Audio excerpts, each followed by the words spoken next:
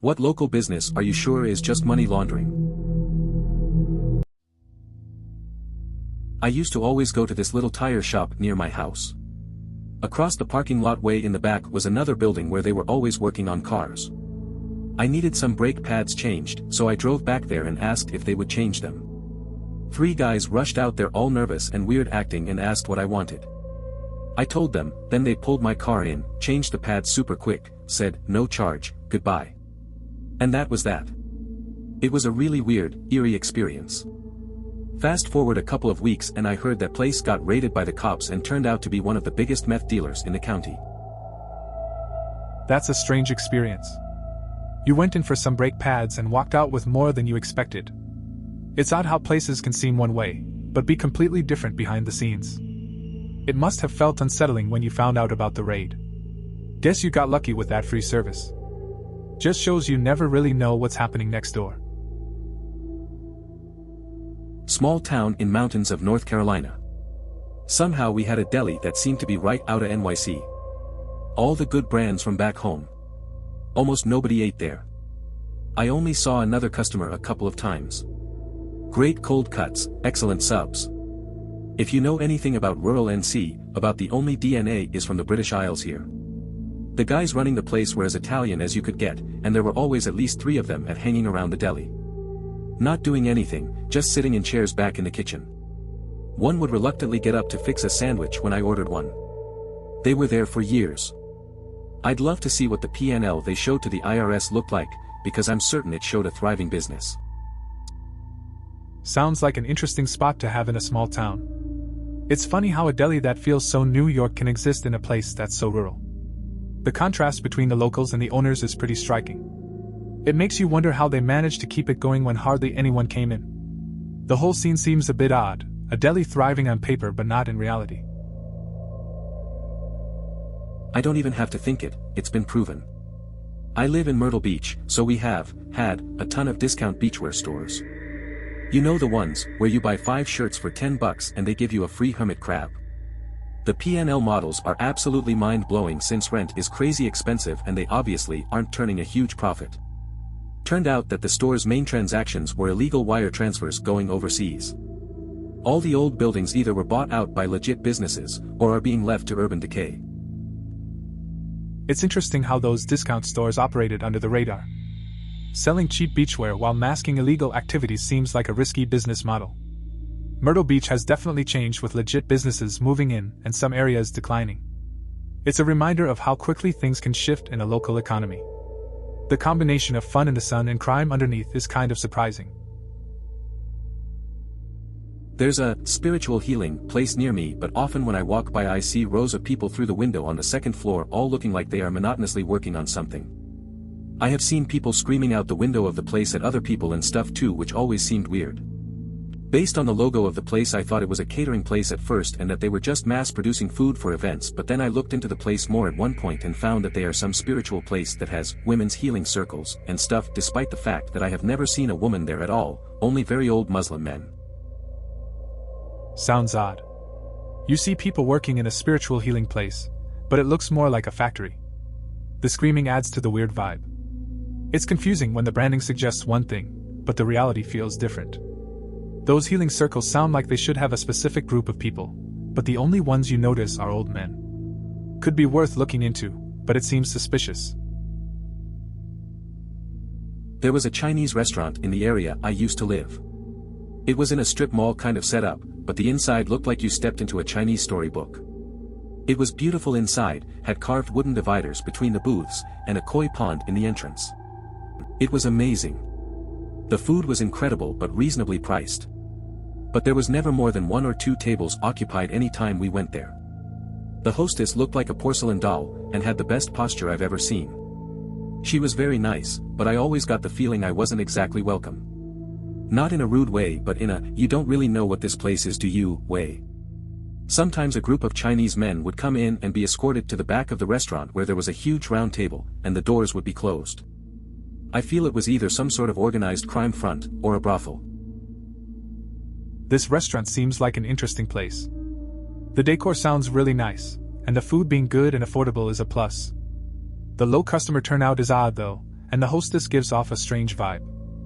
It makes you wonder what's really going on with those private meetings in the back.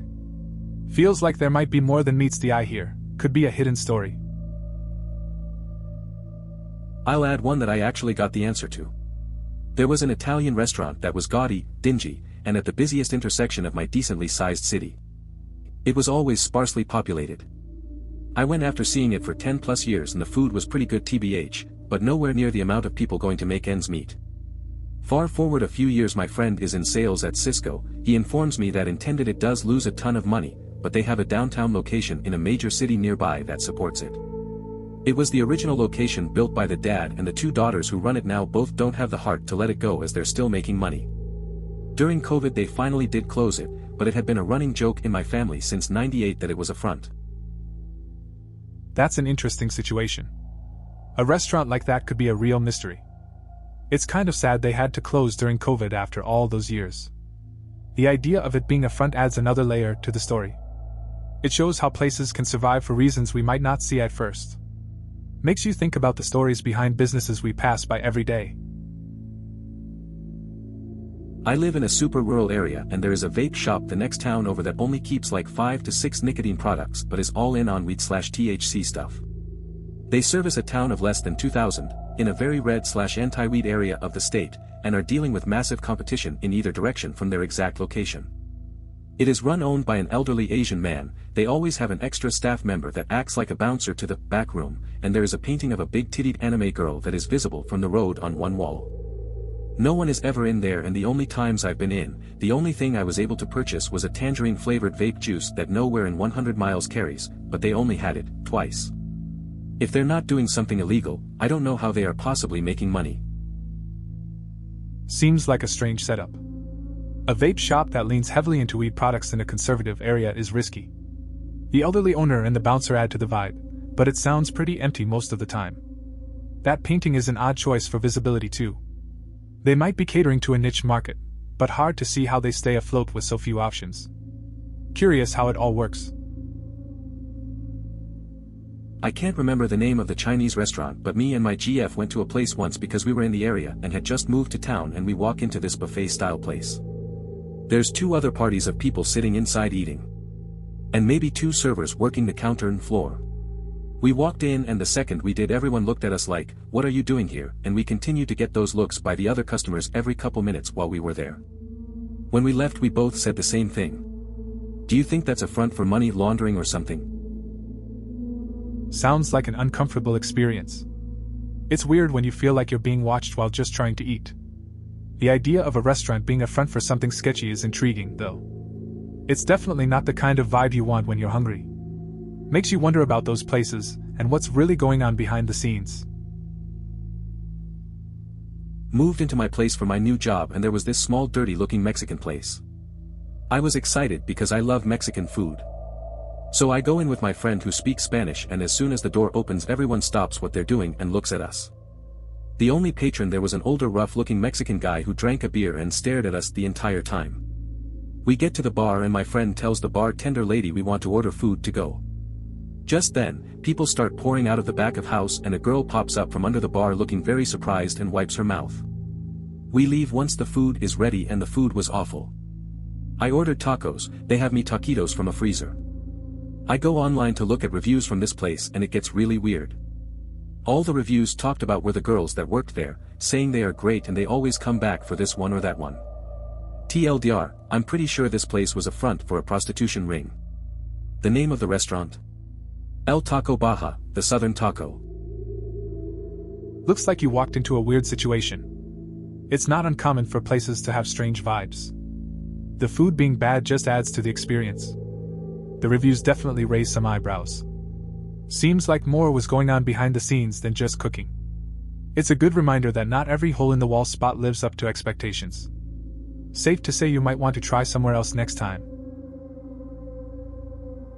Literally all the late-night massage parlors. I live in the burbs of Melbourne, and every few blocks there is a massage parlor open until midnight. There must be a dozen within a square kilometer, and that's not uncommon in all the surrounding suburbs too. There's probably a few hundred on this side of the city, maybe thousands. I find it really hard to believe that a shire of about 150,000 can support 100 massage parlors, considering that about 40,000 would be kids, and even if they're doing the rub and tug business model, that'd mean every man in the area would have to go once a week for them to clear enough money to pay rent and staff, as in it'd be about 600 men per parlor. I'm just assuming that the books say they had clients booked all day, every day, who all paid top price in cash, and that's what they tell the tax man to launder the money. Ditto for some of the 24-hour gyms. About 20 in the same area, some of which never seem to have anyone in them. It's interesting how many massage parlors there are in the suburbs. The numbers do seem off, especially considering the population breakdown. If they really needed that many clients to stay afloat, it raises questions about how they operate. It makes you wonder about the business model behind them, and if things are as straightforward as they seem. Same goes for those gyms that look empty all the time. Organ store. Maybe it's just me, but it seems like a really weird business, no? Like, it's a dedicated store in the mall that sells musical organs. Like full-on giant electric organs, not Casio keyboards or whatever. Dude sits at the front of the store, playing as loudly as he can. And don't ask him to turn it down, you'll get a very friendly middle finger for asking. Who the hell is buying organs? I'm sure they're expensive and maybe the markup is astronomical, but how many people shop for organs, especially at the mall? It's definitely an odd niche market. Selling giant organs in a mall seems like a strange choice. You'd think they'd be in a music store or something more specialized. The guy at the front sounds a bit intense too. I can't imagine many people actually buying those, unless they're really into that kind of music. Just picture someone walking around with a massive organ under their arm.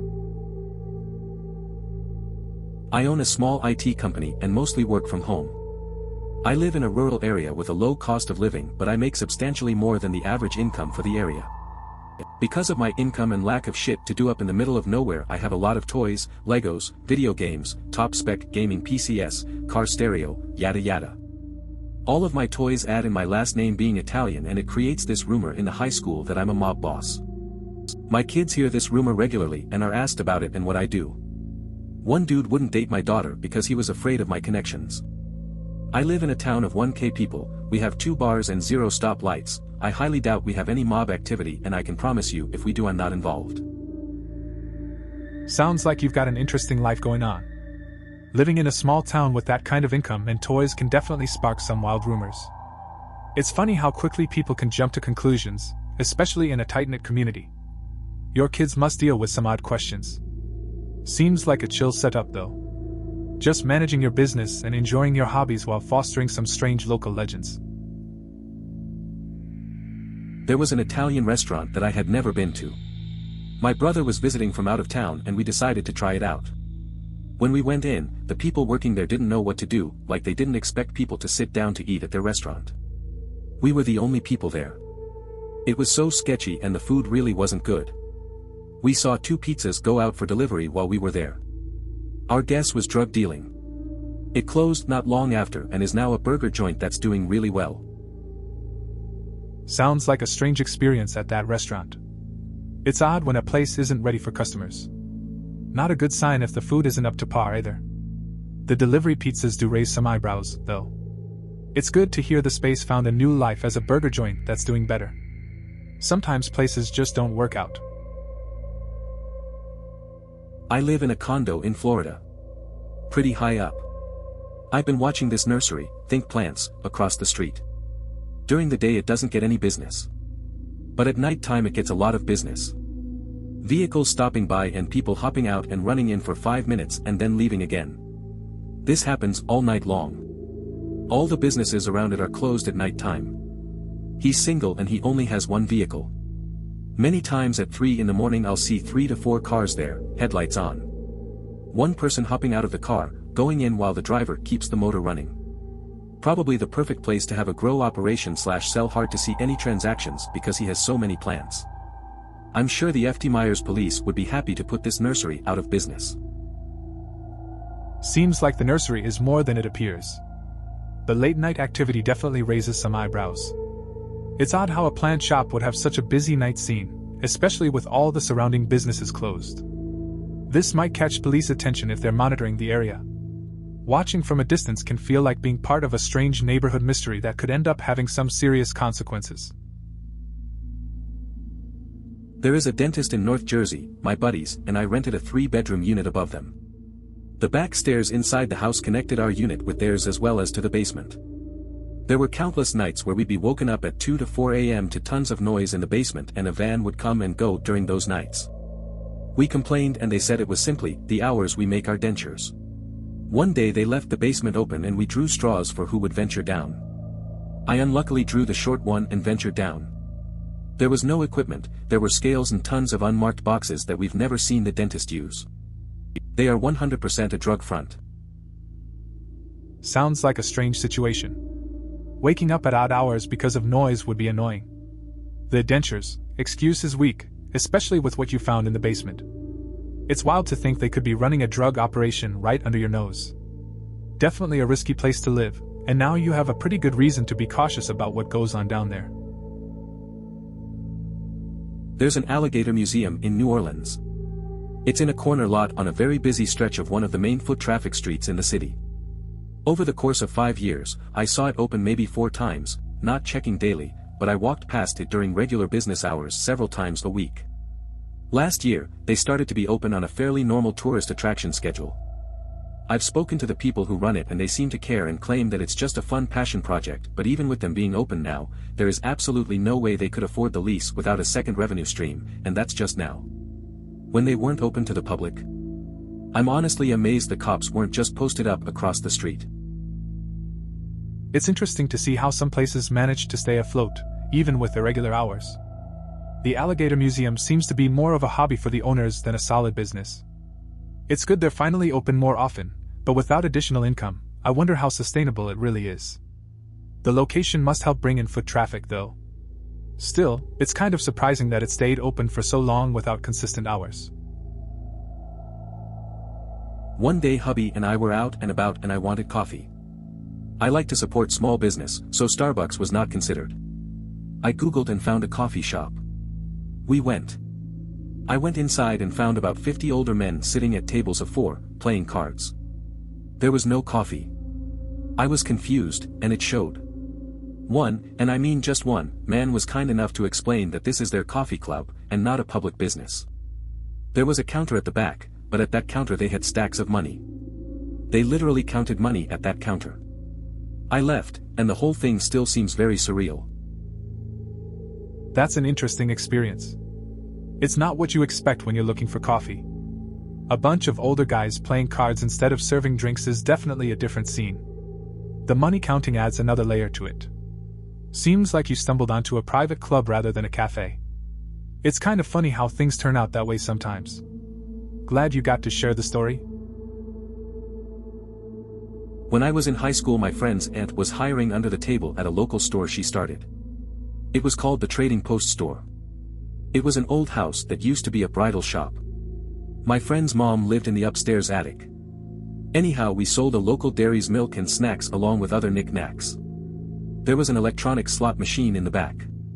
It was a small place. I'd get maybe a few customers in an evening.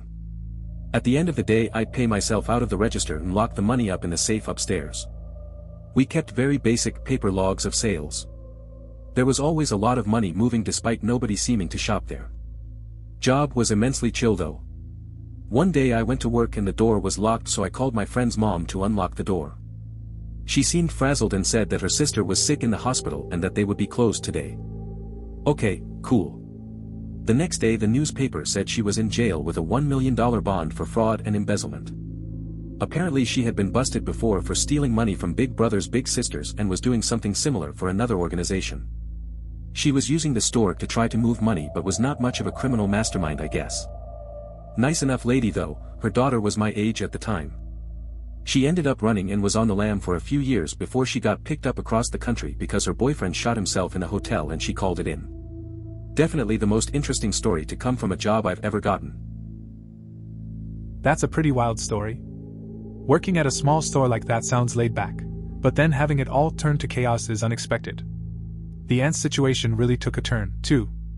It's odd how things can seem normal day to day, then suddenly you find out someone's living a double life. The whole thing about her trying to move money through a store is just strange. Definitely makes for a memorable job experience.